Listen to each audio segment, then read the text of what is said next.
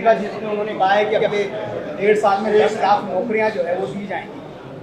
देखिए, देश के प्रधानमंत्री को परेशानी शुरू हो गई जब असदुद्दीन ओवैसी अपने भाषण में भूज में मैंने उन्हीं के एक सांसद श्री वरुण गांधी का डेटा को जनता के सामने रख दिया कि केंद्र सरकार के पास 55 लाख से ज़ायद सैंक्शन पोस्ट के वैकेंसीज है।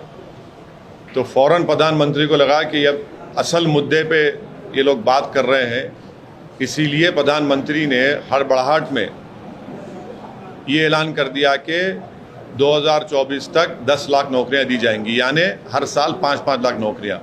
हम देश के प्रधानमंत्री से पूछना चाह रहे क्या है ये सच नहीं है कि आपने 2014 में देश से कहा था कि मैं हर साल 2 करोड़ नौकरियां दूंगा, तो 8 साल में तो 16 करोड़ नौकरियां आपको देना था, आप भूल गए उसको। और अब आप कह रहे हैं कि मैं 24 में, क्योंकि चुनाव आ रहा है पार्लियामेंट का और राजस्थान का, मध्य प्रदेश, छत्तीसगढ़ का चुनाव है, गुजरात का, आप कह रहे हैं कि मैं 5-5 लाख नौकरी दूंगा। भाई 16 करोड़ नौकरियों का क्या हुआ, आप बता दीजिए हमको, वो क्यों नहीं दिया आपने। और ये जो 10 लाख नौकरी का आप बोल रहे हैं, 10 लाख नहीं 55 लाख सेंट्रल गवर्नमेंट के पास सैंक्शन पोस्ट है, आप क्यों नहीं देते? वो 10 लाख क्यों दे रहे हैं आप? और चौथी बात ये है कि 8 साल में आपने तो कॉन्ट्रैक्चुअल अपॉइंटमेंट आपने अपॉइंट किया, जिसको हिंदी में कहते हैं कि संविदा कनन जारी, यानी कोई भी किसी को हायर करेगा, फायर करेगा, कीमतें सरकार की वजह से बढ़ रही है तो उसकी तनख्वाह नहीं बढ़ेगी, माने किस्म से स्लेवरी करेगा। ये क्या कर रहे हैं? आपने तो कुछ नहीं किया। डॉलर तो अब करीब 79 रुपीज़ हो चुका है। अनएम्प्लॉयमेंट भारत में 7.83 है। आप तो पहले साल हर साल 2 करोड़, वो झूठ साबित हुआ, जबकि 16 करोड़ नौकरियां मिलनी चाहिए थी। अनएम्प्लॉयमेंट 7.83 है, इन्फ्लेशन हाईएस्ट है।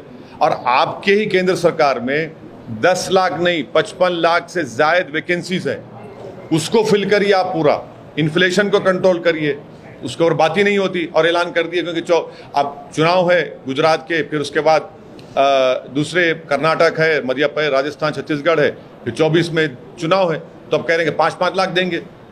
सबसे पूरे विश्व में, पूरी विश्व में अगर कहीं नौजवान युवा बेरोजगार है तो भारत में है, और प्रधानमंत्री ऊंट के मुंह में जीरा दे रहे हैं।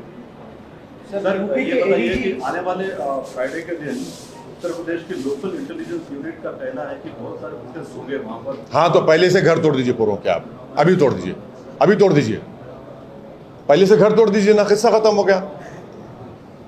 क्या वो जरूरत ही नहीं है आपको, आप घर तोड़ दीजिए। उत्तर प्रदेश के नहीं, उत्तर प्रदेश के चीफ मिनिस्टर तो सुपर चीफ जस्टिस बन चुके हैं, वो खुद अपनी अदालत में किसी को कन्विक्ट करेंगे और घर तोड़ देंगे। अभी से घर तोड़ दो आप। रूल ऑफ लॉ को तो बर्बाद कर रहे हैं आप। जो घर तोड़ा गया आफरीन फातिमा का, वो तो उसकी मां के नाम पे था। आपने झूठी नोटिस दी, आपने झूठा कहा कि पहले नोटिस दी। आपको कोई इख्तियार ही नहीं है घर तोड़ने का। अगर है हिम्मत भाजपा वाले, तोड़ना टीनी का घर, क्यों नहीं तोड़ते आप? उस पर तो 5 लोगों की हत्या का इल्ज़ाम है, सुप्रीम कोर्ट ने बेल कैंसिल की। ये खुली नफरत की मिसाल है मुसलमानों के खिलाफ, ये खुली नफरत की मिसाल है। कलेक्टिव पनिशमेंट भारत के मुसलमानों को दे रहे हैं भाजपा वाले, और पुलिस स्टेशन में ले जाकर पुलिस लटों से मारती है, और भाजपा का एमएलए बोलता है रिटर्न गिफ्ट है। हाथ तोड़ देते हैं, बच्चों के पैरों पे, सरों पे मारते हैं। ये पुलिसिंग है आपकी, ये आपका ह्यूमन राइट्स का ये मामला है आपका। अरे आप अरेस्ट करिए, कोर्ट में कन्विक्शन दिलाइए अगर आपका सबूत है तो।